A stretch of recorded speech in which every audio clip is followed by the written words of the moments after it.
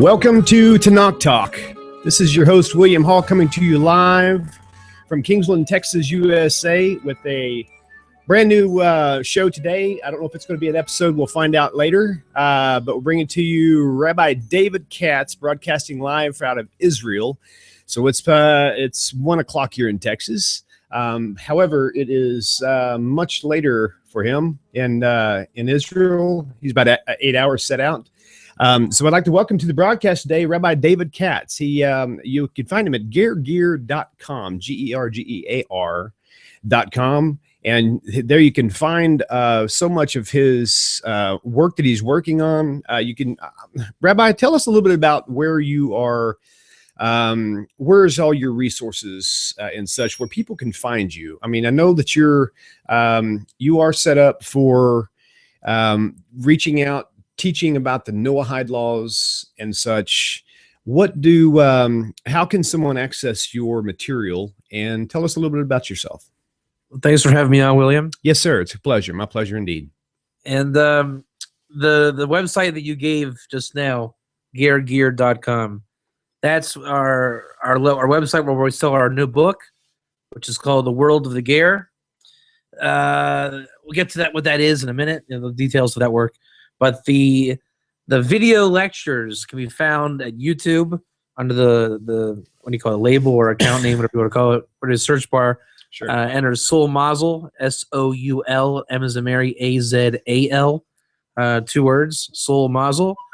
And the blog that I work off of, where I mainly function off and post all my original material and articles and videos as they come fresh, is soulmazal.blogspot.com. And my other work that I do, I help people understand the wisdom of their names and certain teachings along those lines at the regular soulmazal.com. It's a little bit confusing. Things just kind of spiraled over the years.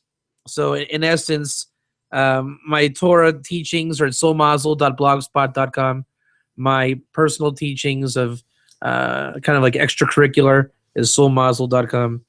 And the book is geargear.com. And if you want to just kind of get right to the chase on the material of the lectures without having to navigate a website, then you can go to YouTube and just do a search for Soul Mazal, and all the videos will come up. Excellent. So the name of your book, I'm not sure, is your book published yet, or is it in the publishing stages? If it is, either way, how is one to gain access to that? So the book is out. It's Texas, actually, over in Abilene, Texas. And it's been out since about mid-December. We did some signings and pre-orders, but basically since the turn of the new year, it's been for sale in America. It costs about $28 plus shipping and handling. And as I said, it's being shipped out of Texas. It was printed here in Israel. We sent it over. And the book is groundbreaking material, I guess you could say, right? I would have to say so. The stuff that you shared with me and the little bit of time we've had to spend together on our Skype sessions, I'm thinking this is not the stuff that I learned. but what you're saying, it just makes, to me, it just makes more sense based on my study of the Tanakh. And it's like, for example, we have a book that we found a long time ago called Guide for the Noahides. And I'm not sure who wrote that particular book, but as I'm going through this thing, I'm thinking this, I don't know. I just didn't seem like it was just an awkward dose to swallow and have it make sense for someone who's studying the Hebrew scriptures. So how would you say, what would you say? Because I know that you know about all the teachings about the Noahide Laws. What would you say is the most dynamic difference in your message that you're showing people and how it ties in with Torah? I think Noahide books are a bit odd, really. They're, to say the least, they're very odd. I remember when I was coming back into Judaism, I was bar mitzvah, but then just lived a secular life for a while, and I got interested when the internet basically took off in the late '90s. And I remember doing a search. I mean, I didn't know. I mean, I knew I was Jewish, but I didn't really know what that meant, and I didn't know where I was going to end up at that time. In terms of religious practice. and belief. So I remember searching the internet on web TV. I don't know if you ever had that. Remember web TV? I have heard of that. I don't know what it was exactly, but it was a funny little gadget. Just you connected it to your TV and you had some kind of archaic internet. Gotcha. That's funny. But I remember doing a search and something about Noah. You know, these children of Noah things. I didn't know what it was, but I thought, man, is this real? Is it Jewish? I mean, are Jewish people children of Noah? It was, it was like Right. half kosher and half not. I didn't get it. I really didn't get it. I mean, I was young, but it just struck me as weird. Many years will have gone by, and now I'm firmly entrenched in the Noahide world. But the point I want to make with this kind of little introduction is Noahide is a fabricated kind of movement that makes sense. It's logical. The Talmud will have a reference to what's called the B'nai Noach as a technical term. And it just kind of came out as a non-technical entity. It's just kind of like a feel-good group. I mean, it's hokey. Right. And I say that because our book, The World of the Ger, is not hokey. The ger is a word used in the Torah, in the entire Tanakh, about 100 times. And it's not even a technical word, it's a word. Sure. It's literally a dynamic concept. And as I was teaching, not even the 7 Noahide Laws, I've never actually taught the 7 Noahide Laws, as ironic as that is. I started off teaching the Torah of Shem. I mean, I think this is pretty much the story of my life, doing kind of like the offbeat thing. My smicha, my rabbinic smicha, is not in the traditional smicha either. Okay. It's kind of like some people like cats, some people like dogs, right?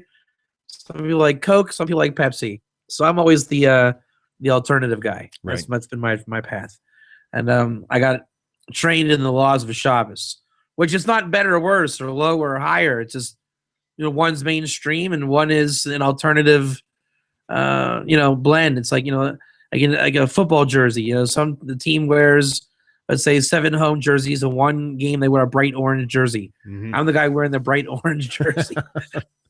So let me ask you a question. Everyone admits they like that one better. It's like, oh, come on. You guys wear the alternative jersey. Sure. So, I never taught the 7 Noahide Laws, even though I'm versed in them very well. And I bring them in my teachings, a lot. And that's the whole basis of everything here.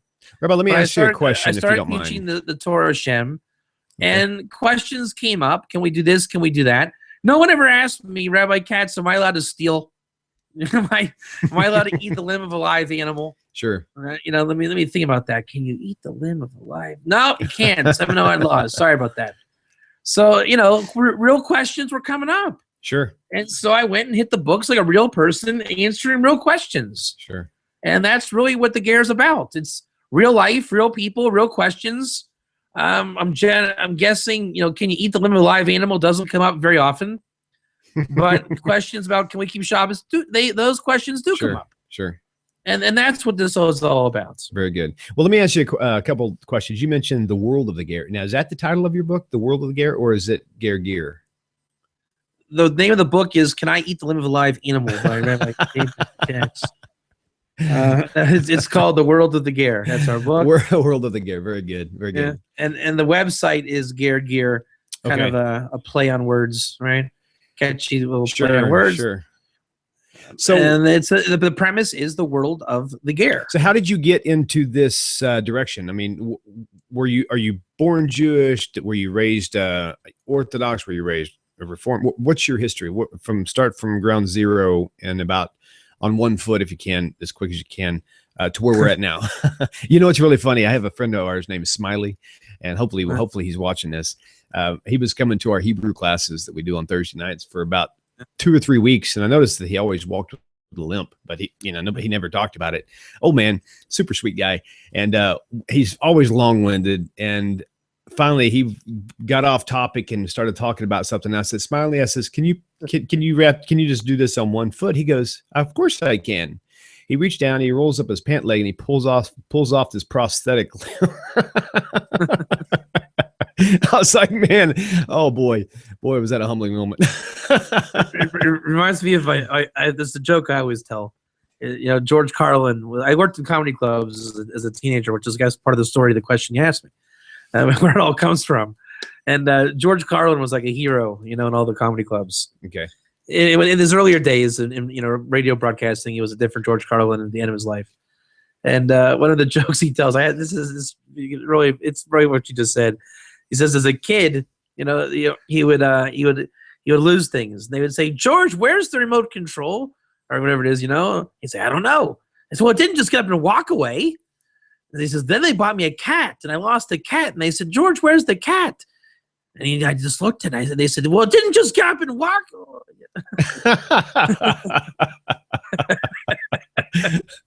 So, anyways, that's funny. I'll throw this one at you real fast because this isn't about my jokes at all. But you just really reminded me of something funny I heard. This rabbi set this little boy inside, this troubled kid, in front of the office one day, and he said because the parents were complaining about his behavior, and so he looks at him and he walks back and forth. The little boy's sitting on the couch, and the rabbi stops and he looks at him. He goes, "Where's God?" And then he kind of paces back and forth again, kind of looking troubled in his face. And the little boy's getting scared. His other brother's sitting outside waiting to talk with the rabbi too. And he does it again. Where's God? And he just kind of get down and look in his face and ask him this question. Then he stands back up and he walks back and forth. He does it the third time. And the third time the boy got scared. He jumped off the couch, ran outside, told his brother, says, "Come on, we got to get out of here." He goes, "Why?" He goes, "Because God is missing and they think we did it." Oh man. Anyway, carrying on. It's like BB was on TV last night with the big speech, right? Okay. And my son had his first why is the president on every channel at moment in his life? So. Right.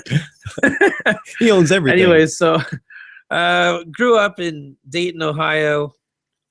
Family comes from Steeltown, Pittsburgh. And my father passed away when I was 3 months old. So my mother was kind of disillusioned with religion because just trying to get the family, to keep going. But I carried through basically and just had a bar mitzvah, very low, just status quo, low level Judaism, okay. Secular America. I mean, it's common. Went to Jewish summer camps. I had a bit of a Jewish identity, and my dream in life was to become a professional, professional wrestler, but not professional wrestler, like NCAA Olympic athlete. That was my big dream. So religion was not important at that time. Really, athletics were my big thing. And after high school, you wake up to reality a bit, and those dreams of make it big in sports goes away. Started the search, went everywhere, looked everywhere, tried to look into every wisdom and religious practice, and nothing really added up for me. Looking back, it was futile. I was obviously very Jewish and didn't know it. But everybody else I think around me did know it. And so I ended up calling a synagogue on one Friday afternoon, and it was a Chabad Lubavitch outreach center in Tampa, Florida. And I asked him what was the meaning of Judaism. Because I really wanted to know. It was the last stop on my search. And he said, "Come and he'll tell me," and he did. And I really liked what I heard. He said it was about honoring God, which that was a relief for me. Shortly after that, I moved to Cleveland, Ohio, and there I was working in a Jewish establishment simply by accident. My sister wanted me to live near her to help her out with her kids, as he was getting her son was getting towards bar mitzvah, so I was going to help out the family. My sister and I have a close relationship that way. Awesome. And next thing I know, rabbis are inviting me for Shabbos meals every week. I didn't know what that meant. I didn't know who they were. I was kind of half surprised and honored that these people would even give me the time of day. Sure. I didn't know why they would. That turned into a desire to learn the Torah, whatever that meant. I really didn't know. I went to an outreach organization, and they had me learning the next day. Wow. I really fell in love at that point. I opened up the Torah for the first time. How old were you? It wasn't what I expected, huh? How old were you at this point? 20 or 22. Okay. And I had no idea it would have, started off at the beginning. God created the heaven and earth. I'm just not how I would have thought a book was going to start. which told me there was a divine quality. And then it got it right into Adam and Eve. I was saying, Jews believe in Adam and Eve? I thought that was a Christian thing. So, I mean, I didn't know much about any of this stuff. Sure. And so I was shocked. I mean, really? Jewish people believe in that? So I was really fixated on that story for a while. And I think that my return to Judaism on an observant level was predicated on just the first couple of pages of the Torah, of the Jewish Bible. And that lasted about a year and a half. And about 6 months into that, I was, adding 2 days a week or 3 days a week. After a while, I think it was 4 days a week was my max. Working 2 jobs. I quit college in the middle. I gave myself kind of like a 6-month ultimatum. You're either going to become a Torah student or go back to college and get a job. Get on with your life. And I still have not gotten on with my life. And thankfully, had you done Torah so, went good. Huh? I said, had you done so, we wouldn't have this book out available right now. That's right. So thank you. Torah just kept getting better and better. Never got worse. It never even remotely got worse. A free trip to Israel popped up in the summer of 2001. And figure I first started this path in 2000. So it was about a year and a half. And came to Israel, had a miserable time in Jerusalem. Just after the Sbarro bombing, so we weren't allowed to do much. And I was pretty disillusioned. I wasn't going to go to yeshiva, and I didn't know what to do. But then the next day, they took us to Tzfat, and I got off the bus, and I breathed the air here, and I said, I'm home. And I went and prayed the night prayer and found a yeshiva. And the next day, called my mother at about 3 a.m, her time, woke her up. She said I was crazy. And I knew I'd made the right decision. Because of her reaction. I said, I'm moving to Tzfat. She says, what? So I was on my own in Cleveland, but I was just calling for the excitement of it. And I went back to America, packed my bags, quit my job, sold my car, and checked into yeshiva. I was there for 10 years. And in that time, towards the end of it, I got married, had kids, and the studies were intense. Got my smicha ordination, and my interest developed. Some personal things happened in my family, and that led me to a Noahide organization I found on the internet. Called him up, called the guy, and I saw he had an Academy of Shem, and my specialty at that time was Shem, because my apartment is actually on the premises of the original cave of Shem and Aver. Wow. Where they taught Jacob Torah. And the synagogue on location is called the Synagogue of Shem and Aver. It's just outside my door. And I would pray there every Shabbos. And I've always had a personal kind of feelings for Shem. Because to speak about my work with the non-Jews, when I first started yeshiva, and even going back before that, when I was just studying in Cleveland, a Noahide friend of mine told me to check out Malki Tzedek in Torah, which ended up being Shem. And then when I got to yeshiva, I found some Torah about Shem. And my first question was, why are we learning about a non-Jew? And nobody seemed to have really cared about that question. But that question, I think, has been fueling me to this day. Because right at the beginning of my indoctrination, let's say, into Torah belief, I saw that at the core of Jewish tradition was a good synthesis of Jews and non-Jews. And, if Shem's involved, I knew this was never going to change. So there was never a time in my life where non-Jews were not a part of the equation. And so that was pretty much the undertone of my years in yeshiva. So that by the time I was ready to teach, I taught a 34-class series on Shem. And like I said, that's when the questions of Ger popped up, and can we do this, can we do that? So you see, I never really touched the 7 Noahide laws. Shem is just a very powerful figure, a lot of great Torah associated with Shem, and that led me right to Ger. And Ger is the Torah definition of Noahide. Interesting. So I went right to the original hard copy, as opposed to a gimmicky movement where, it's kind of like, or your guess is as good as mine, as opposed to the Torah absolute truth on an ancient tradition. So so you just kind of gradually moved into, hang on for 1 second. You just gradually kind of moved in from your journey from age 20. Yeah, I'm not even. 22, and now It's you're it's kind of 37. Yeah, it's I never really moved up the ranks or Interesting. was a proper Noahide person. Sure. I came at a totally different angle. Well, there's a lot of people out here who, and speaking actually for myself, also for my wife, for a long time, we were really confused by the Noahide laws because we kind of felt like, based on what we knew, that we were going to be like considered equal to people who didn't even care about God in God's eyes. Right.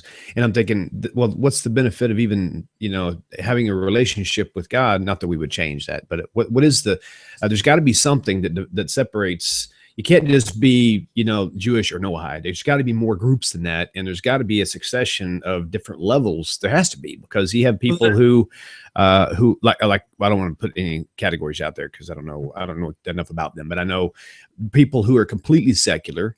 And I'm not talking about the really evil ones, just secular people who want to live their lives, want to make money, want to, to enjoy life to the fullest. Then you have the next level up where they want to do this and they've got a conscience. So now they want to think about God a little bit. So then they start trying to think more about God.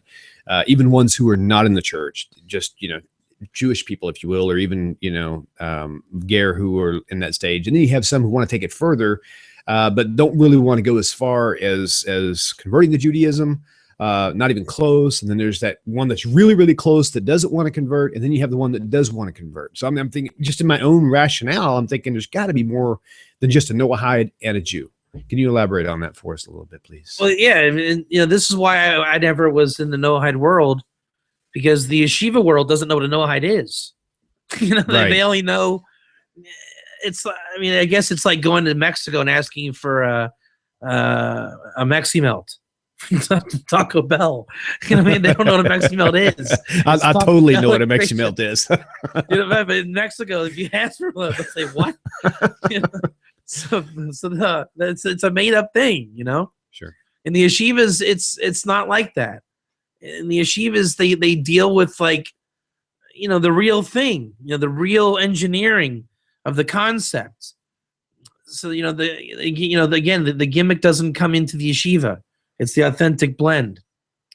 And that was my background and my training. So for me, the Noahide world was a joke. When I first heard about it, I said, really? They're out there? And I'm not saying the people are a joke. I'm saying the concept to me was kind of funny. So when I got out into that Noahide world, I really saw what it is. And that's what blew me away. Was I very quickly saw this, there was no such thing as Noahide. These are people, like you're saying, that have real issues, real questions, real everything. It was reality. Right.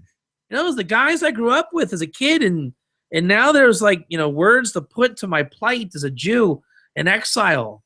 Imagine how I would have felt at 16 in high school, Centerville, Ohio. Oh, are you a Noahide? Mm-hmm. You're just Right. just not reality. Sure. My friends are my friends and the guys I've known. And so the answer to your other question about the rationale, to really put this thing in three-dimensional spheres, is it's not a religious buildup, right? I think the word that should be used is spirituality, because there are levels of spirituality, right? The guy who's brainwashed in the church is a certain level of spirituality. The guy who's an atheist, he's just disillusioned because the guy in the church, right? He's hearing about man, God, and all this stuff. He says, "Come on, no way, I'm out."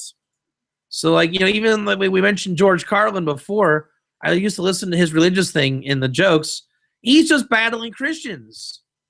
All of his anti-God humor, so to speak, is just anti-Christianity.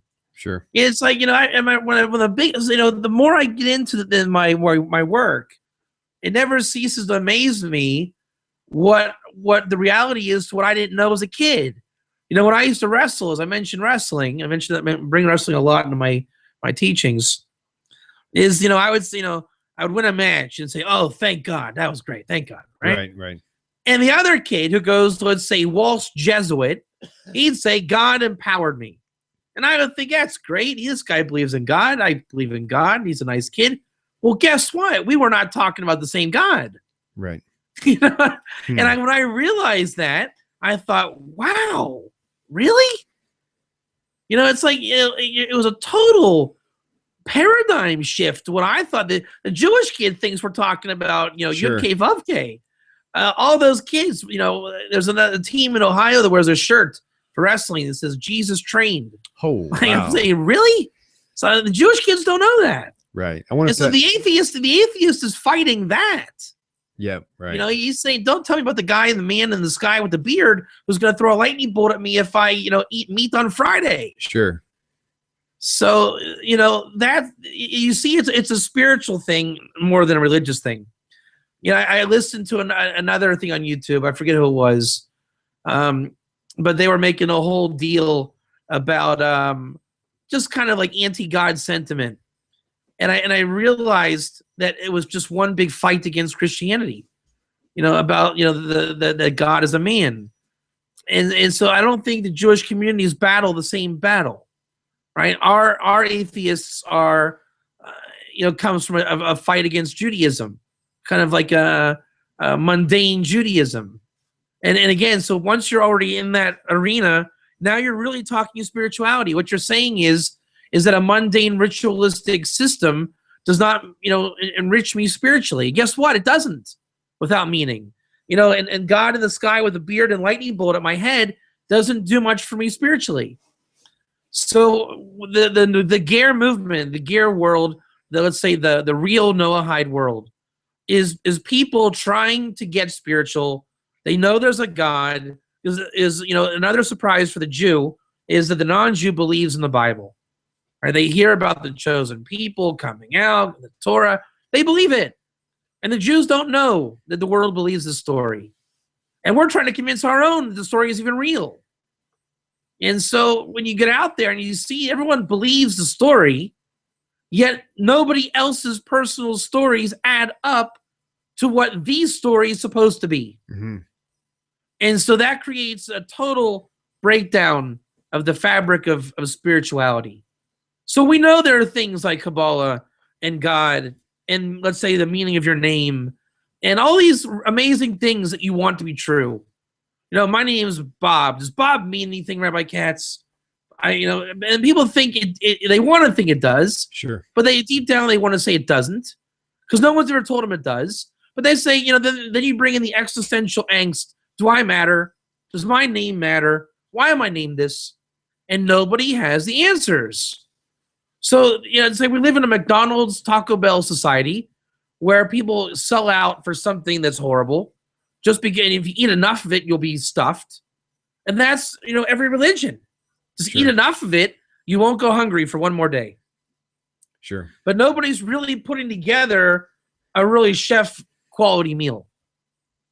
And that's what the Ger is it's the pursuit of what's real and spiritual in this world. And Noahide is a bit better than world religion, but again, it's like a high quality fast food.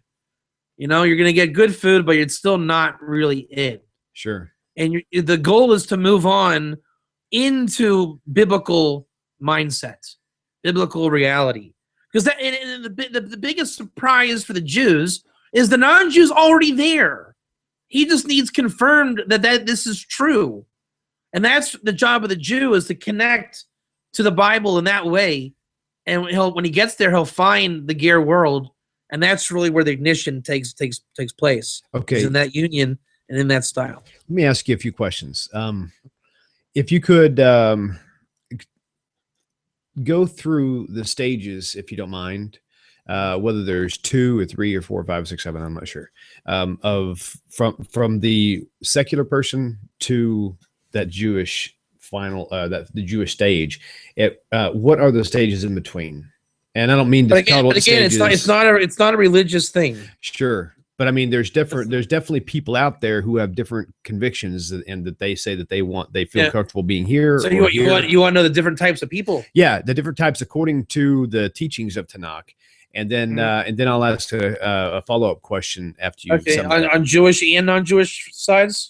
Yes. Well, actually, purely from a Judaism standpoint, like Judaism standpoint, but you want to talk about Jews as well? Well, we kind of know basically what the different stages in Orthodox Judaism, but before that, because I guess the reason why is because there's people out there asking, like, now we're into Purim this season, and some people are saying, well, I'm not Jewish, I'm a Noahide or a Ger. So am I even able to celebrate Purim? Is it something I'm able to do? If so, to what level? If it's Pesach, I'm in the same thing.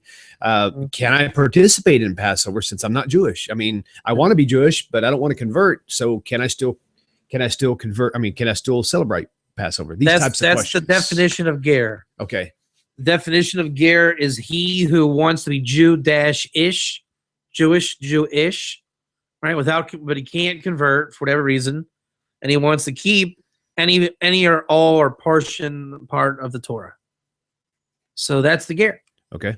The Ger, the prerequisite of the Ger is he obviously keeps the 7 laws, and this is not some kind of well, you go first, you keep your 7, and then you come back and we'll talk about it. It's not that. It's really a deep spiritual thing. It's just 2 completely different systems of being. I mean, it's very much comparable to male female. Okay. Right. And so to get into the distinctions of 7, I mean, I think 7, coming to an understanding of what 7 is already a very high level of Ger. Okay. Right. So the irony is that it really requires a bit of faith and kind of just knowing what's right to pursue the 7. But for the sake of really something amazing and high. Sure. If you just say, like, well, I'm not Jewish, and well, at least I got 7. That's not it. That's really not it. That's how a lot of people feel. I know, and it's just not it. You have to understand.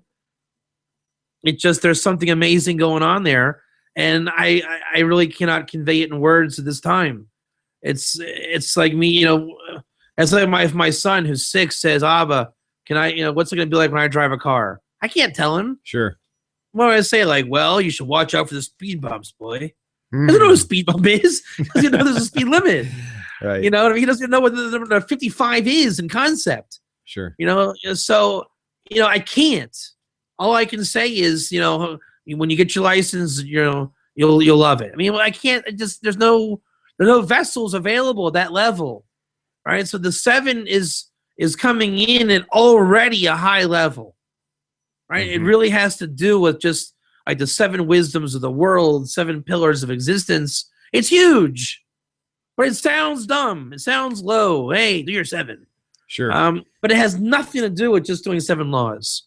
It's like we have to. It's like the Bible, right? Every 5-year-old in Jewish school systems read the Bible.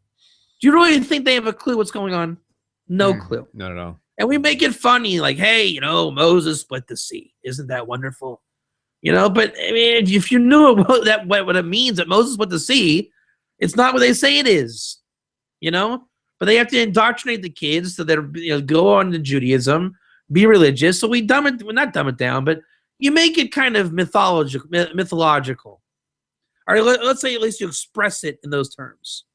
So the 7 laws of Noah are expressed in those similar terms, but it is not that. It is something far, far superior in every which way to that. And it really is, it is the sister path to the Torah alongside the Jewish people. And everyone has to know that. Okay, so what do you say to the person who feels like maybe because of hearing from someone else that maybe they've got some overzealous convert friends who say, "Man, come on, you should convert too." I mean, how would you? Is there comfort for a ger to not convert? I mean, some people want to get so close to God, but they don't or can't, or they really don't want to convert to Judaism. And I mean, I know it's okay. I know they're in a perfectly. I think converting to Judaism is a mistake. Gotcha. No, but look, who's meant to convert to Judaism? Sure. Right. The idea is like this: you go where your soul's meant to go, and where you can do the most of what you can do. Now you'll say, "Oh, what? I can do all the mitzvahs." No, stop. Listen. The idea is like this: if you are really into Judaism, then go convert and be Jewish. If you just can't wait to have another piece of gefilte fish, right? You just can't contain yourself, right? And you want to do all the Jewish things. You want to get, let's say, a black hat. If you want to be Orthodox, you want to move to Israel and go to a kibbutz and wear a yarmulke, then you know what, my friend, go be Jewish. Mazal tov to you. You should be Matzliach, be Jewish, and have fun. But not everybody in the world wants to do that. But it's okay for them to do that if that's how they feel. Yeah. Hey, gesundheit. Hey, have fun. Cool. If you go where your neshama needs to go. Sure. But, it's like saying everybody in the world has to be Chabad because Chabad is it. No, we don't have to all be Chabad. But if you want to be Chabad, gesundheit. Hey, have a great time. You have a great aspect of Judaism. Ger exists for the other 90% of the 7 billion on the planet that have no interest in conversion. But they have an innate desire, an interest, soul connection to God and his ways. So in the same way that there is no need for a Jesus to take away your sins, there's also no need for a non-Jew to convert to Judaism to be in an upright relationship with God. So basically, that's right. Okay. That's right. And everybody is in relationship with God. The idea with Ger is there is a satisfactory level to your relationship with God, right? And I think, they say, well, who are you going to tell me what to do? Well, hold on a second. Think your name is wil'Liam, right? Yes. You have kids. Yes, right? sir. Yes, sir. Can your kids call you wil'Liam? Oh, yes, all the time. Of course not. Why not? Why not? Why can't they kick back a beer and say, hey, Will, you, me, it's all good. Yes. I'm 6, you're 45, 50, whatever it's all good, Will. How you doing? Why not? Right. By the way, take me to the store and buy me some candy. Yeah, right. Because you just don't do that. Yeah, it's disrespectful. It's like, hey, buddy, you're my kid. I am dad. Okay. Sure. It's like today, my son, we're on vacation because of Purim, right? And he's a bit, he came unglued with the day off, and I'm trying to get things done with the fast and everything. I was not exactly Mr. Rogers' neighborhood today, and he was starting up. I made them dinner, and the dryer broke. Right, I got to put the what do you call it, the vent back on the dryer. And I thought, here's a good way I can give this kid a message. I said, when you're old enough to put the vent on the dryer, then you can start to do the things that you wanted to do today. Until then, I am Abba. Right? And awesome. Do not forget that. When you can put that dryer vent on, it took me like an hour to figure this thing out. And he's like watching me fuss with this dryer vent. And I never felt more of a man in my life than putting that vent on. So I just said, he's like watching me, he's like checking, because he wants to be just like his dad, So I said, funny. When you can figure it out, then, and that's the point. There's a satisfactory level of before you can open your mouth, Sure. So God is with everybody, but God is saying, let's get on at least a par level of observance here, right? Let's at least get on a satisfactory page where you're literate, and when I say literate, I'm talking religiously literate. You know who's who, what's what. I mean, doesn't every other aspect of society demand this? If I get a car, don't I know have to drive it? Right. Right. You can't just say, I can't just say, well, why can't I drive on the other side of the street? Who are you to tell me where to drive? No, there's a society. There's ways the society works, and the Torah is the guide to society. And there's a meditation I've been pulling down the last couple of weeks. Just kind of popped in my head. Let me try to get this over real quick. Go ahead. I really like. It's really profound. I had this idea tonight in Shul for the Purim Megillah reading. Is the natural universe we know that God runs the universe with wisdom. Is that right? Mm-hmm.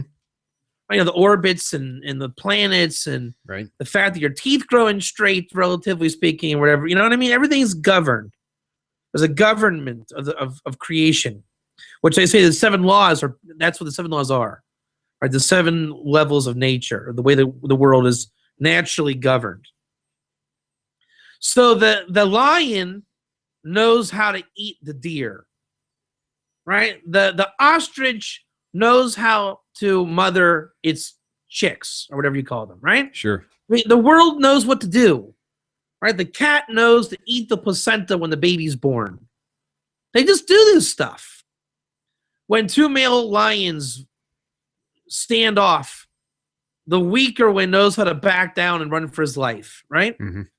So the universe knows how to continue and to exist. And then God made man. And and man is supposed to is this different creature. But if you think about it, man is just another animal in God's eyes. I know we're not, but in God's eyes, we're just part of the creation. We're really no better than between angels and animals and men and plants and fish. We're all just creations with God. Now, man's a little different because we talk and we have free will. So what God does is the Torah is the protocol for man to keep in existence. You see that? Okay.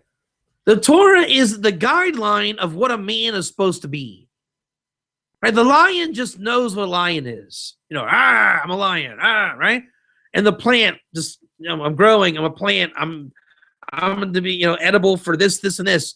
But man, God creates man with Torah, and Torah is the knowledge base for man to continue his existence being man. Is that a fantastic idea? Mm-hmm, absolutely. You know what I'm saying? Yep. We have a book that tells our race, our species, how to be. Yeah. So mankind has a portion of Torah, just like the deer knows how to be a deer. Okay. Man now has a way of knowing how to be a man. All right. Rabbi, let me, I'm going to shift the question a little bit again. We were talking about the holy days. Let me turn my mic just to here because it seems quiet. Okay. What does a person like me, we're going to be converting to Judaism probably next year sometime. Oh, well, starting our conversion next year. Let me clarify that. But now, when Pesach comes, for example, specifically the high holy days, if you will, even Yom Kippur, is it okay for me to celebrate them to the best of my knowledge, or am I even allowed to do so? Again, so the ger can keep everything, granted that he has done a proper 7 observance. Okay.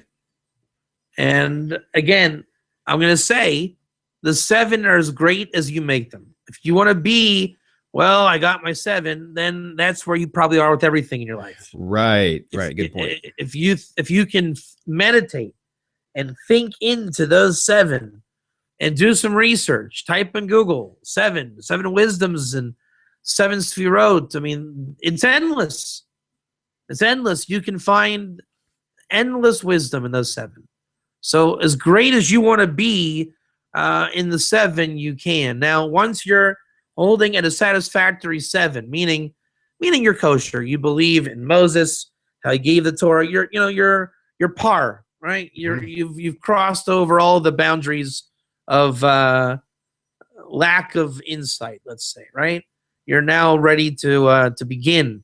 So at that point, if you want to stay with 7, stay with 7.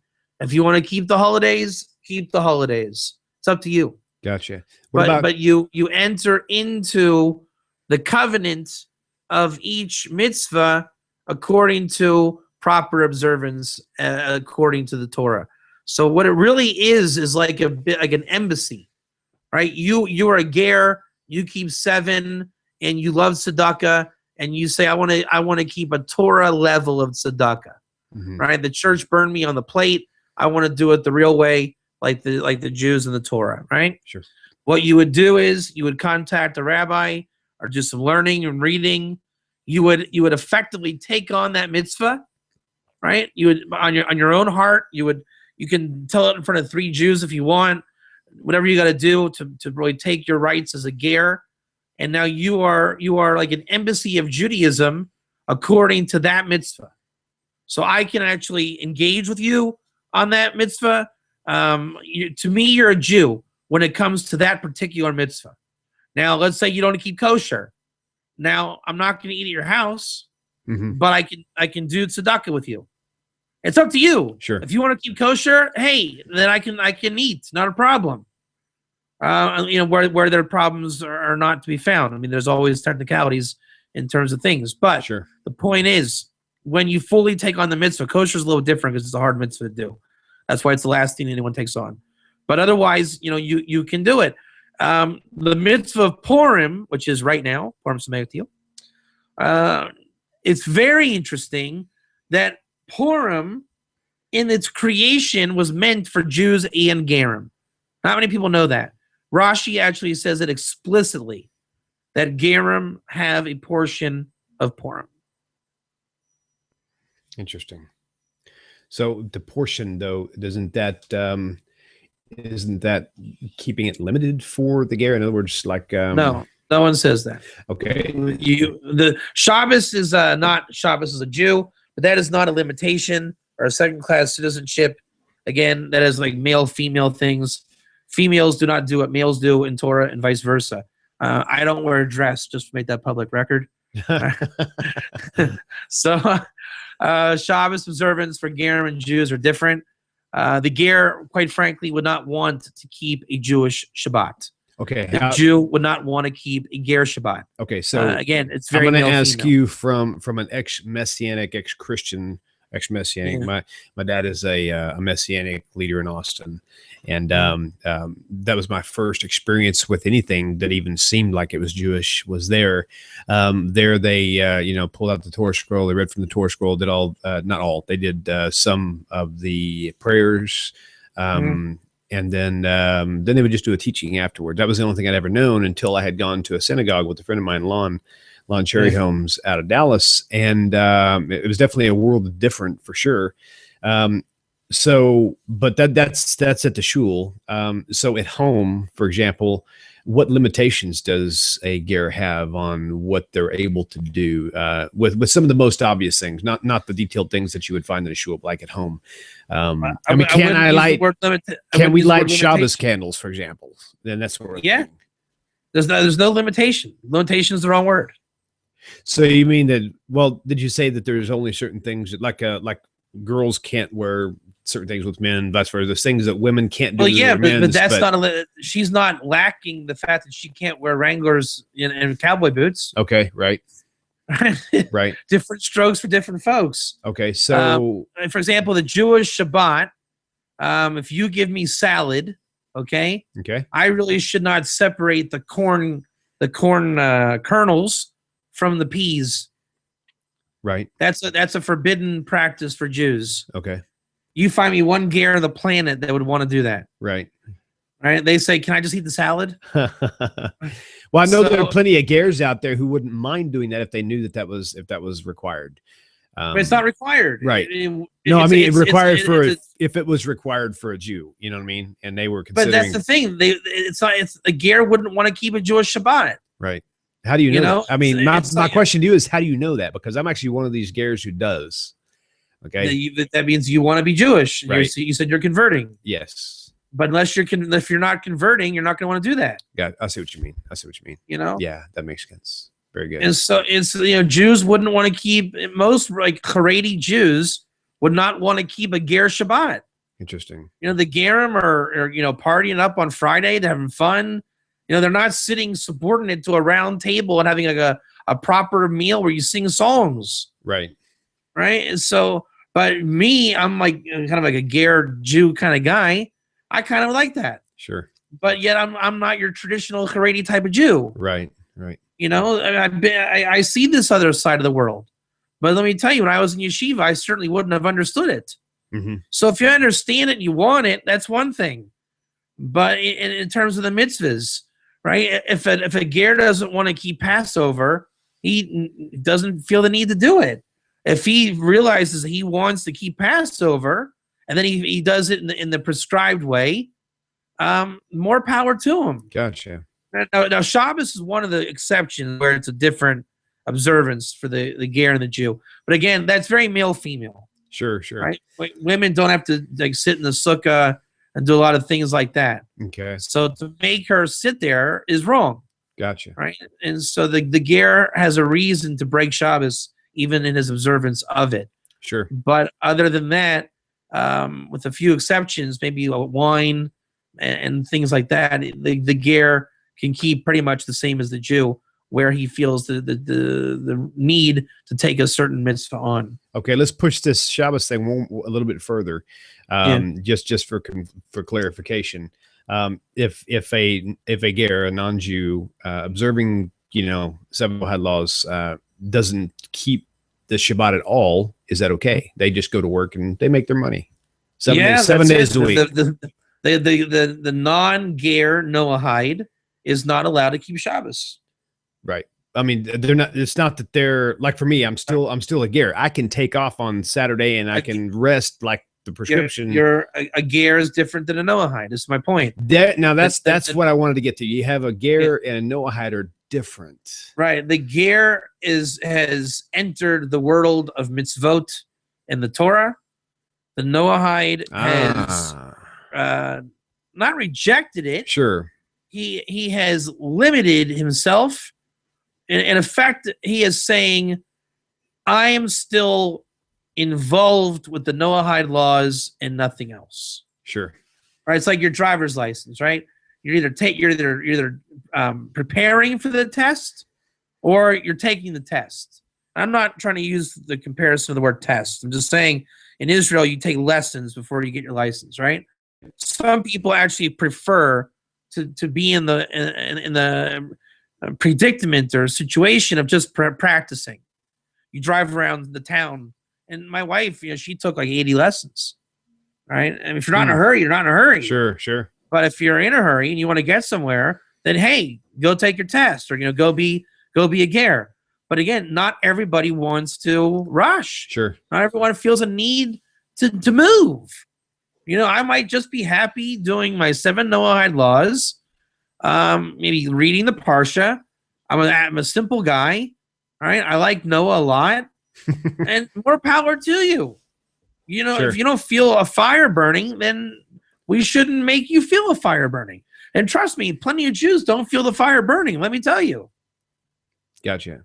Okay. So a Noahide is not allowed to keep the Sabbath day. A ger isn't demanded to keep it, but they can. Right.